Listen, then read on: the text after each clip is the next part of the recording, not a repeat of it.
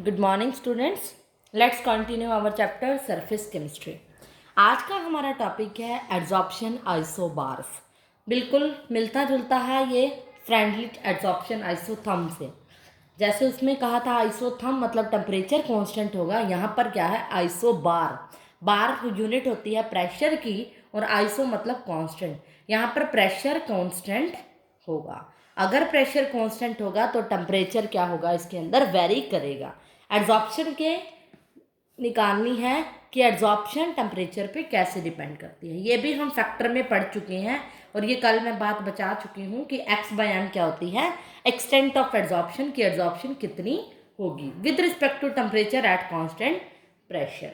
और हमने ये बात पढ़ी थी कि टेम्परेचर बढ़ाने से एड्जॉर्प्शन क्या होगी, घटेगी। मैंने आपको ये बात बताई थी फैक्टर के अंदर। और आपको ये बात भी बताई थी कि जो एब्जॉर्प्शन होती है वो दो तरह की होती है, फिजियोजॉर्प्शन और कैमियोजॉर्प्शन। आपको एक बात बता दूं कि मैंने फिजियोजॉर्प्शन में बताया था कि वीक फोर्स ऑफ अट्रैक्शन होती है, पार्टिकल्स क्या होते हैं एक दूसरे से लूजली हेल्ड होते हैं। अगर ये एड्जॉर्बेंट है, ये एड्जॉर्बेट है तो बड़ा लूजली हेल्ड होंगे एक दूसरे से और फिजियोजॉर्प्शन होगी। इसीलिए टेम्परेचर बढ़ाने से ये क्या होगी, एड्जॉर्प्शन घटेगी। ये जनरल हम फैक्टर्स इफेक्टिंग में पढ़ चुके हैं। लेकिन कैमियोजॉर्प्शन में क्या होता है, x/m यानी एड्जॉर्प्शन होती है टेम्परेचर के साथ firstly increases and then decreases. पहले इंक्रीज होती है और फिर क्या होती है, डिक्रीज होती है। क्यों? क्योंकि इसके अंदर क्या होता है, केमिकल बॉन्ड बनता है। इनिशियली इंक्रीज इसलिए होता है कि जो हीट सप्लाइड होती है वो act as a activation energy act करती है। हमने क्या कहा था कि इस टाइम पे जो एनर्जी रिलीज्ड हो रही है, जो एक्टिवेशन एनर्जी इसमें लगती है। क्योंकि क्या होता है, देखो इन दोनों के बीच में क्या होता है, केमिकल बॉन्ड बनना होता है, राइट। अगर ये एड्जॉर्बेंट है, ऊपर से कोई एड्जॉर्बेट आया तो इनके बीच में केमिकल बॉन्ड बनेगा। और आपको पता है केमिकल बॉन्ड बनने के लिए एक्टिवेशन एनर्जी देनी पड़ती है। इसीलिए स्टार्टिंग में क्या होता है, heat supplied as a activation energy की जरूरत होती है रिक्वायर्ड इन ए कैमियोजॉर्प्शन। इसीलिए वो फर्स्टली इंक्रीज होती है, एब्जॉर्प्शन इंक्रीज होती है, लेकिन बाद में क्या होने लग जाती है, डिक्रीज होती है। जनरल फैक्टर में तो हम यही पढ़ेंगे ओवरऑल डिक्रीज होती है, लेकिन अलग पूछा जाए फिजियो और कैमियोजॉर्प्शन में कि इसमें केमिकल बॉन्ड बनने की वजह से एक्टिवेशन एनर्जी की नीड होती है। इसीलिए इसकी जो एब्जॉर्प्शन की एक्सटेंट होगी वो firstly increases and then decreases होगी। इसके ऊपर न्यूमेरिकल्स भी आते हैं फ्रेंडली एब्जॉर्प्शन आइसोथर्म्स के ऊपर। मैं आपको एक एग्जांपल दिखा रही हूँ। देखिए एग्जाम्पल नंबर 2 है, उसमें डाटा गिवन है, the following data were obtain for the CO on 3 gram of charcoal. यहाँ पर क्या दे रखी है, 3 ग्राम ऑफ चारकोल गिवन है और उसका प्रेशर गिवन है 180 और 540 और वॉल्यूम ऑफ एड्जॉर्ब गिवन है। यानी अगर प्रेशर 180 होगा तो वॉल्यूम कितना होगा, 16.5। 540 पे इतना होगा। हमने वैल्यू K और N की निकालनी है इन द फ्रेंडलिच इक्वेशन। मैं आपको एक बार डाटा नोट कर लेती हूँ कि प्रेशर अगर इसने दिया है 180 तो एड्जॉर्प्शन की जो वैल्यू है, वॉल्यूम ऑफ गैस कितना गिवन है 16.5, 540 प्रेशर पे 38.1 गिवन है और यहाँ क्या कहा है 3 ग्राम ऑफ चारकोल गिवन है। और हमें क्या निकालना है, K और N की वैल्यू निकालनी है in the Freundlich equation. Clear ही कह दिया कि फ्रेंडलिच इक्वेशन में करनी है तो हम फ्रेंडलिच इक्वेशन का फॉर्मूला लगाएंगे x/m equal to K P की पावर 1/n। कल हमने एक फॉर्मूला इसमें लॉग लिया था और डिराइव भी करवाया था, लॉग K मैं कल डेरिवेशन करा चुकी हूँ, 1/n log P, log mn का फॉर्मूला लगा दिया। अब हम वैल्यू पुट करेंगे x/m यानी फर्स्ट सेट के अंदर। पहला सेट क्या था हमारा, ये वाला प्रेशर वाला। ये फर्स्ट सेट के अंदर हमने क्या किया था, log x की value, extent of adsorption volume कितना था एड्जॉर्बेंट का 6/5, 16.5 और यहाँ पर m क्या होता है, मास ऑफ एड्जॉर्बेट। और यहाँ पर 3 ग्राम ऑफ चारकोल क्या है, एड्जॉर्बेट है, जो एड्जॉर्ब हो रहा होता है गैस के ऊपर। यही करते हैं ना, हमने जो एड्जॉर्प्शन का कंसेप्ट पढ़ा है उसमें यही होता है, adsorption of gases by the solid. यहाँ पर सॉलिड ऑन द गैसेस क्या हो रहा है, एड्जॉर्ब्ड हो रहा है। तो ये सॉलिड क्या हो गया, m की वैल्यू हो गई, वो कितनी है 3 ग्राम। log K कांस्टेंट है plus 1/n log P pressure कितना गिवन है फर्स्ट केस में 180। इसी तरह सेकंड केस में वैल्यू पुट करो, सेकंड केस में वैल्यू कितनी है x की 38.1 और m की 3 ही रहेगी। log के कॉमन रहेगा 1/n, log प्रेशर की वैल्यू क्या रहेगी सेकंड केस में 540। दोनों इक्वेशन को अब मैं क्या करूं, अगर सब्ट्रैक्ट कर दूं, सब्ट्रैक्टिंग इक्वेशन 1 from 2, ये 1 है और ये 2 है, log m माइनस n होता है log m/n, ये ला है, m/n होगा तो ये उल्टा हो जाएगा 38.1 हो जाएगा। मीन्स ला होता है log m/n equal to log m minus log n होता है। इक्वल टू माइनस करोगे, ये माइनस कर रही हूँ, ये कैंसिल हो जाएगा, यहाँ पर क्या रह जाएगा ओनली 1/n log, हम क्या करेंगे 1, ये क्या करोगे माइनस का होगा log m/n होगा, तो ये क्या हो जाएगा, ये माइनस है तो ये रेसिप्रोकल होके क्या बन जाएगी इसकी वैल्यू log 540 बाय में 180, log m/n, इस पे ला लगा रही हूँ सिर्फ मैं, log m/n लगा दिया log m माइनस n को। तो हम क्या करेंगे, इसको सॉल्व करेंगे, इन दोनों की वैल्यू आ जाएगी और log की वैल्यू आपको डायरेक्ट मान लो गिवन है, इसके आंसर आ जाएगा 2.3091 इक्वल टू 1/n, ये किस पे कटेगा log 3 पे कट जाएगा, ये क्या होगा log 3। अगर आपको इसकी भी वैल्यू पता है, इसकी भी वैल्यू, तो n की वैल्यू निकाल सकते हो, बड़ा इजी कैलकुलेशन है कि n की वैल्यू क्या होगी, हमारे पास क्या बन गया log 2.3091 equal to 1/n log 3 हो जाएगा। log 3 की वैल्यू पुट करनी है, n की वैल्यू हम निकाल लेंगे, क्या आएगी log 3 बाय में log 2.3091, n की log 3 की वैल्यू होती है 0.4771, बाय में log 2.30 की वैल्यू होगी 0.3631, मान लो ये आपको वैल्यू गिवन है, आप एक बार log की वैल्यू को आप डायरेक्ट पुट कर सकते हो, एग्जाम में आपको वैल्यू गिवन होगी, और log 2, 3 की वैल्यू आपको याद होनी चाहिए, 2 और 3 की मैं डायरेक्ट ही पुट कर दूंगी। इनको सॉल्व किया तो वैल्यू आ गई 1.31, ये वैल्यू किसकी हो गई, n की वैल्यू। अगर हम इस इक्वेशन में पुट करें, कोई भी इक्वेशन में पुट कर दो, इक्वेशन नंबर 1 में पुट कर दो, क्या थी 16.5/3 equal to log k plus 1/n log 180, n की वैल्यू क्या आ गई 1.31, इसको सॉल्व करोगे तो वैल्यू क्या आएगी log 5.5, कैंसिल करा है सिर्फ 5.5 आ गया, equal to log k plus 1/n क्या होगा 1.31, log क्या होगा 180। इन सबको सॉल्व करोगे, पुट करोगे वैल्यू, मैं डायरेक्ट आंसर बता देती हूँ, ये आपको टेबल में गिवन होगा इसीलिए टेंशन लेने की जरूरत नहीं है।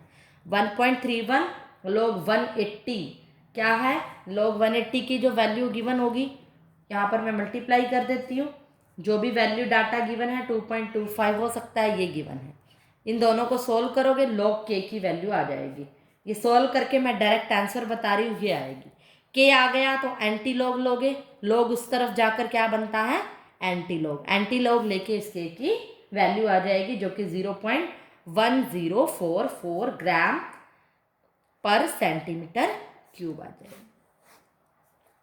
राइट।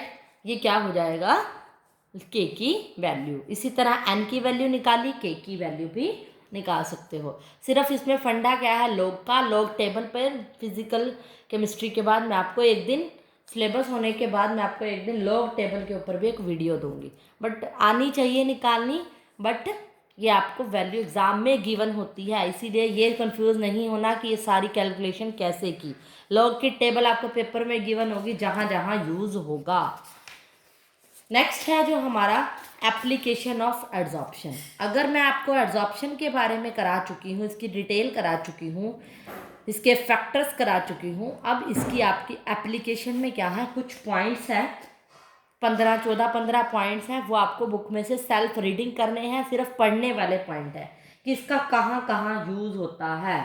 ये वैक्यूम को प्रिजर्व करने में भी यूज़ होता है, प्रिजर्विंग वैक्यूम, बहुत सारे ऐसे यूज़ है, थ्योरेटिकल पार्ट है, इसको आप पढ़ोगे तो बड़ी इजीली कवर हो जाएगा।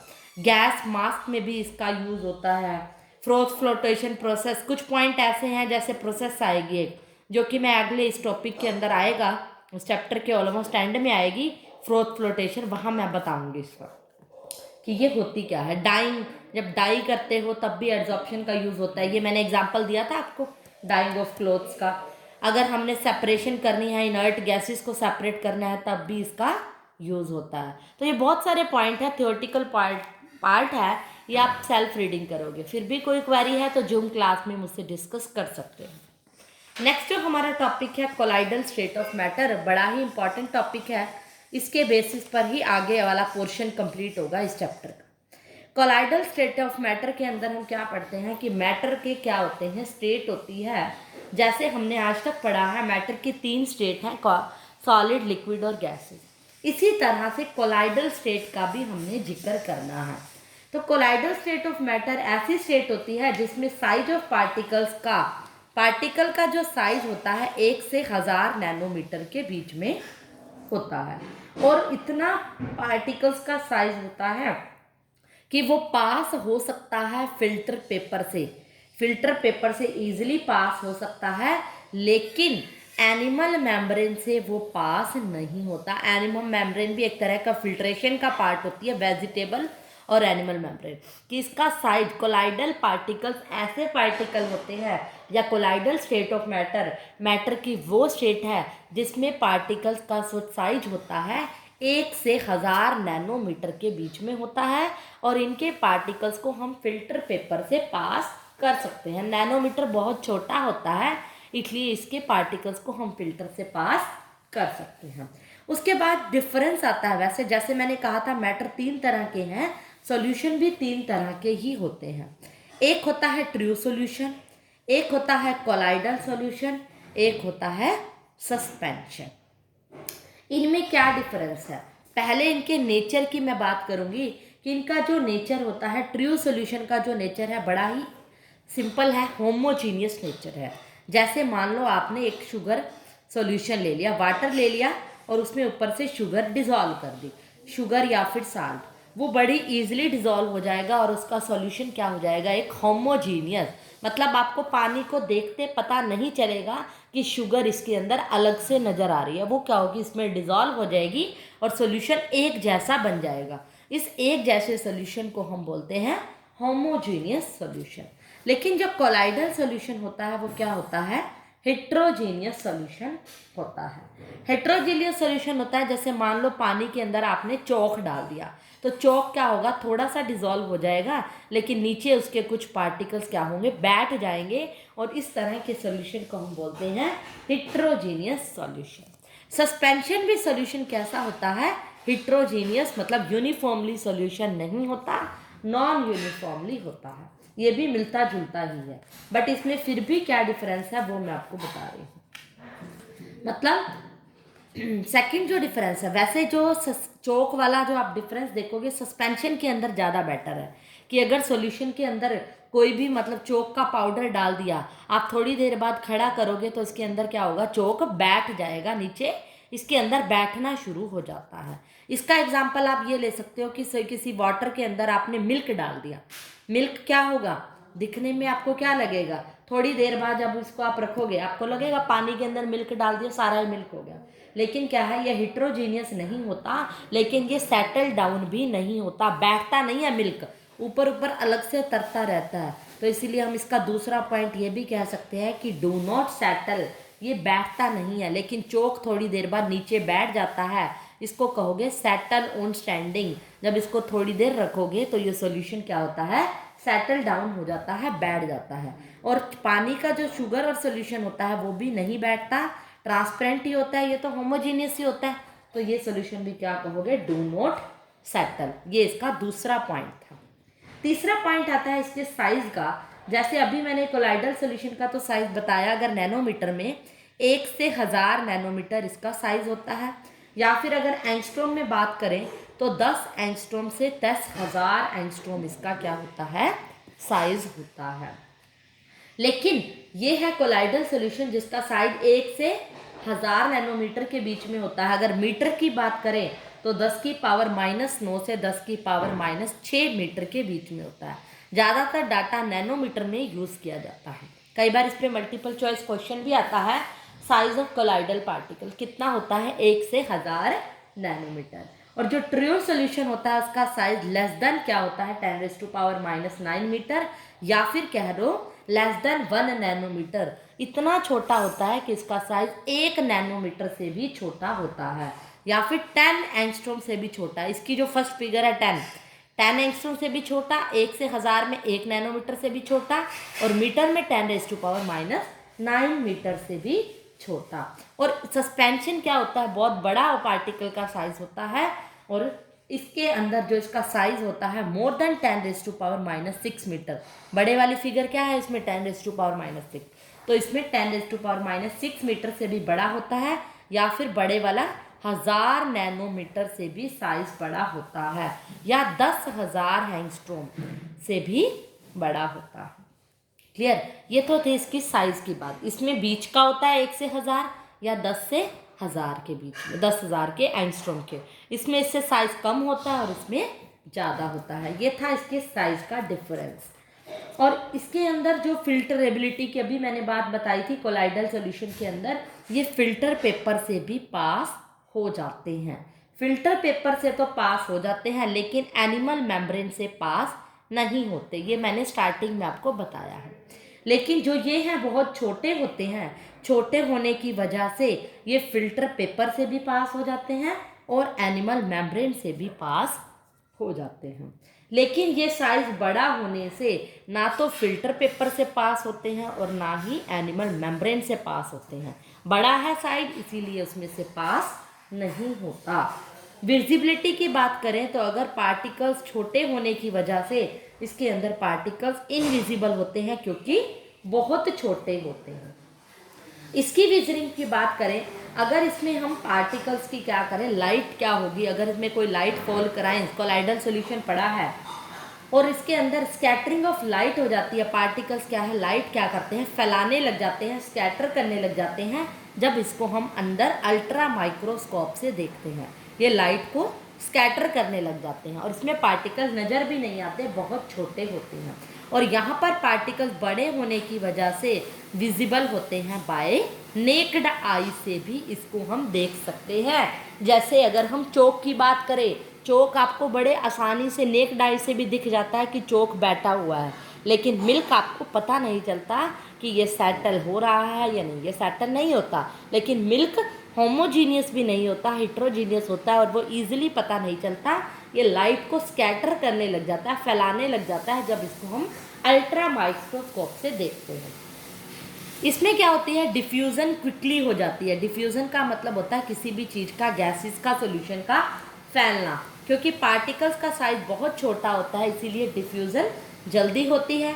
इसमें पार्टिकल्स का साइज मीडियम होने की वजह से डिफ्यूज़न स्लोली होती है, धीरे धीरे होती है। और ये पार्टिकल बहुत बड़े होते हैं, इसीलिए ये डिफ्यूज़ नहीं करते। और ये कैसे होते हैं, क्लियर एंड ट्रांसपेरेंट होते हैं। इसका लास्ट डिफरेंस है कि बड़ा ही क्लियर, क्योंकि हम ये पहले पॉइंट में भी कर चुके हैं कि ये होमोजीनियस सोल्यूशन होता है। और ये जो सोल्यूशन होते हैं वो ट्रांसलूसेंट होते हैं, जिसमें से लाइट क्या होती है, स्कैटर्ड होती है। और ये कैसे होते हैं, ओपेक होते हैं, जिसमें से लाइट पास नहीं करती, वो सोल्यूशन क्या होते हैं, ओपेक होते हैं। तो ये सारा मैटर किसका हुआ, साइज का। तो मेन इसमें कौन है इंपॉर्टेंट, जो है कोलाइडल सॉल्यूशन है। तो इससे आपको पता चल गया होगा, मैंने बीच में भी इसलिए रखा है ट्रू और सस्पेंशन के। कोलाइडल का साइज मीडियम, ट्रू का सबसे छोटा और सस्पेंशन का सबसे ज़्यादा होता है। ये था कोलाइडल स्टेट ऑफ मैटर, इसके अंदर डिफरेंस। उसके बाद जो हमारा टॉपिक आता है कोलाइडल को क्लासिफाई करना। क्लासिफिकेशन ऑफ कोलाइडल को समझने से पहले हम disperse phase and dispersion medium के बारे में पढ़ेंगे। Disperse phase and dispersion medium. Disperse phase, पहले आपको मैं एक सॉल्यूशन का एग्जांपल देती हूँ। मान लो आप कोई भी पानी में चीनी का सॉल्यूशन बना रहे हो, ये वाटर है और ये क्या है, शुगर है। जब पानी में शुगर घोलते हैं तो जिसको घोला जाता है वो क्या होता है, सॉल्यूट, और जिसमें घोला जाता है वो क्या होती है, सॉल्वेंट। इसी तरह ये तो हम सिंपल सॉल्यूशन की बात करते हैं जब ट्रू सॉल्यूशन बनाते हैं। ट्रू सॉल्यूशन बनाते टाइम सॉल्यूट में सॉल्वेंट घोलते हैं और हमें एक होमोजेनियस सा सॉल्यूशन मिल जाता है, जिसको हम ट्रू सॉल्यूशन कहते हैं। लेकिन अब हमने कोलाइडल सॉल्यूशन के बारे में पढ़ लिया। जो कोलाइडल सॉल्यूशन होता है उसके अंदर जो सॉल्यूट का काम करता है वो होता है डिस्पर्स फेस, मतलब जिसको घोला जाता है जो कम अमाउंट में होता है।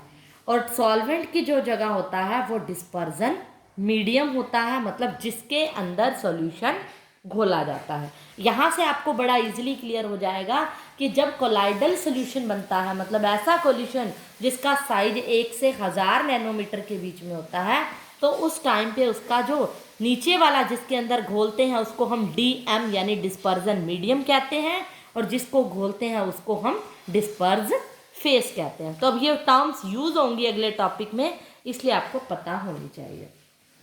अब हम करते हैं क्लासिफिकेशन ऑफ कोलाइडल्स, मतलब कोलाइडल्स को कितने भाग में बांटा जाता है। कोलाइडल सॉल्यूशन के बारे में हमने पढ़ लिया, अब हम कोलाइड्स के बारे में पढ़ेंगे कैसे कैसे इसके टाइप होते हैं।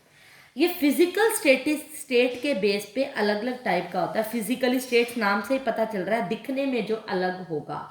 On the basis of physical state of disperse phase and dispersion medium, मतलब अगर डिस्पर्स फेस अलग हो टाइप का हो जाए, डिस्पर्जन मीडियम अलग टाइप का हो जाए, तो कोलाइडल सॉल्यूशन अपने आप में भी क्या बन जाएगा, एक अलग बन जाएगा। कैसे, जैसे मैं अभी आपको बता चुकी हूँ, इसका जो टाइप है बहुत तरह का है। देखो अगर मान लो एक चार्ट बनाती हूँ डिस्पर्स फेस का और डिस्पर्जन मीडियम का, और उस कोलाइडल सॉल्यूशन का मैं नाम बताऊंगी, वो हर बार अलग होगा अगर डिस्पर्स फेस और डिस्पर्जन मीडियम भी क्या है, अलग है। यहाँ मैंने एक एग्जांपल भी ले लिया किस में ऐसा होगा। मान लो कि आपका डिस्पर्स फेस क्या है, सॉलिड है, और डिस्पर्जन मीडियम भी क्या है, सॉलिड है। मीन्स आप जिसको घोल रहे हो वो भी सॉलिड है और जिसमें घोल रहे हो वो भी सॉलिड है। सोचकर देखिए, इमेजिन करिए, तो वैसा सोल कैसा होगा, सॉलिड सोल। सॉलिड के अंदर किसी सॉलिड को घोल रहे हो, जैसे मान लो कोई जेम स्टोन्स हैं, कुछ कलर्ड ग्लासेस हैं, उसके अंदर क्या होगा, सॉलिड के अंदर ही सॉलिड का मिक्सचर होगा, और उसमें सॉलिड डिस्पर्जन मीडियम ज़्यादा अमाउंट में होगा और डिस्पर्ज क्या हो, फेस क्या होगा, कम अमाउंट में। ये पॉइंट मेन है। तो उस तरह के सॉल्यूशन को हम क्या कहेंगे, सॉलिड सोल। कई बार पूछा जाता है जिसमें डिस्पर्जन फेस और डिस्पर्जन मीडियम दोनों ही सॉलिड हो, उसको आप क्या कहोगे, उस तरह के सोल को क्या कहोगे। सोल वर्ड होता है कोलाइडल सॉल्यूशन के लिए, तो उस तरह के सोल को हम क्या कहेंगे, सॉलिड सोल। अगर मान लो हमारे पास डिस्पर्स फेस सॉलिड है लेकिन मीडियम क्या है, लिक्विड है, मतलब लिक्विड के अंदर सॉलिड को घोल रहे हैं, यही मतलब हुआ। इस तरह के सॉल्यूशन का नाम होगा सिर्फ सोल। यानी जैसे पेंट में देखते हो पानी के अंदर गाढ़ापन आता है, लिक्विड क्या है, पानी ज़्यादा होता है और गाढ़ापन थोड़ा कम, पेंट का डब्बा कम डालते हैं, तो पेंट क्या हो गया, इसका सोल बन गया। ये सॉलिड को लिक्विड के अंदर घोला गया। अगर हम सॉलिड को गैस के अंदर घोले, देखो तीनों में बता रही हूँ, सॉलिड को सॉलिड में, सॉलिड को लिक्विड में और सॉलिड को गैस में भी घोलें, तो इस तरह के सोल का नाम होता है एरिसोल। एरोसोल बोलते हैं वैसे। जैसे एग्जाम्पल हो गया स्मोक, डस्ट, धुएं के अंदर आप देखोगे गैसेस, हवा में उड़ रहा होता है धुआं, लेकिन उसमें कुछ सॉलिड मिट्टी के कण भी होते हैं, डस्ट पार्टिकल भी होते हैं स्मोक के अंदर। तो धुएं के अंदर मिट्टी होगी, धुआं ज़्यादा होगा मिट्टी कम होगी, यानी डिस्पर्जन मीडियम गैस होगा और सॉलिड क्या होगी, डिस्पर्स फेज। और इस तरह के सोल्यूशन को हम एरिसोल बोलेंगे। इस तरह की टेबल आपकी बुक में दी हुई है, एक बार आपको दिखा देती। इस टेबल पर फोकस कीजिए, यहाँ पर यही दे रखा है, एक बार डिस्पर्स फेज लिक्विड दिया है, डिस्पर्जन मीडियम सॉलिड दिया है, कि अगर फेज क्या होगा हमारा, लिक्विड होगा, मतलब लिक्विड कम अमाउंट में होगा, सॉलिड ज़्यादा होगा, तो उसमें क्या होगी, जेल, जैसे चीज़ के अंदर होती है, बटर के अंदर होती है, जेल सा पार्ट होता है, सॉलिड ज़्यादा होता है बटर में, लेकिन थोड़ा लिक्विड पार्ट भी होता है, गीला होता है ना, इसलिए मेल्ट हो जाता है। लिक्विड में लिक्विड डिसॉल्व करोगे तो इस तरह के सोल्यूशन को इमल्शन कहते हैं, ये भी बड़ा इंपॉर्टेंट है। जैसे मिल्क के अंदर, पानी के अंदर दूध ही तो होता है, लिक्विड के अंदर लिक्विड ही तो होता है। हेयर क्रीम बालों में लगाने वाली थोड़ी लिक्विड सी होती है, जेली टाइप की होती है। इस तरह के सोल्यूशन को हम क्या कहते हैं, इमल्सन। लिक्विड गैस के अंदर घोली जाए तो वो भी एरिसोल होगी, यानी गैस के अंदर सॉलिड घोल दो चाहे लिक्विड घोल दो, वो क्या होगा, एरिसोल। जैसे फोग, जैसे आपने ओस देखी होगी, मॉइस देखा होगा, बादलों में देखा होगा, स्प्रे देखोगे, गैस है उसके अंदर ज़्यादा, लेकिन थोड़ी सा गीलापन भी होता है, इसीलिए लिक्विड इन गैस होता है। गैस इन सॉलिड, अब गैस कम अमाउंट में ले रहे हैं, सॉलिड ज़्यादा अमाउंट में ले रहे हैं, इस तरह के सॉल को हम क्या कहेंगे, सॉलिड फोम, क्योंकि सॉलिड ज़्यादा है इसीलिए नाम सॉलिड फोम होगा। जैसे एग्जाम्पल प्यूमिक स्टोन और फोम रबड़। गैस इन लिक्विड में गैस कम होगी, अब लिक्विड ज़्यादा लेंगे, लिक्विड ज़्यादा होगी तो इसका नाम सिर्फ फोम होगा, सॉलिड ज़्यादा होगी तो सॉलिड फोम होगा। जैसे एग्जाम्पल कोई झाग है, झाग में लिक्विड पार्ट ज़्यादा होता है और गैशियस पार्ट कम होता है। वाइप्ड क्रीम जो केक के ऊपर लगती है। सोप लेदर, सोप की जो झाग होती है उसमें भी क्या होता है, सॉलिड पार्ट ना होते हुए गैशियस पार्ट क्या होता है, डिस्पर्स फेस कम होता है और लिक्विड पार्ट ज़्यादा होता है। ये था ऑन द फिजिकल स्टेट के बेसिस पर कोलाइडल सॉल्यूशन का क्लासिफिकेशन। इसी तरह इसकी इंटरेक्शन के बेसिस पर भी इस तरह से कोलाइडल सॉल्यूशन के बहुत सारे टाइप्स हैं। आज मैंने सिर्फ कोलाइडल सॉल्यूशन के बारे में बताया और इसकी क्लासिफिकेशन। नेक्स्ट क्लासिफिकेशन एक ही टाइप बताया है अभी, नेक्स्ट क्लासिफिकेशन हम नेक्स्ट वीडियो में करेंगे। तब तक के लिए आप कोलाइडल सॉल्यूशन के नए कंसेप्ट को अपने माइंड में बिठाइएगा। Thank you.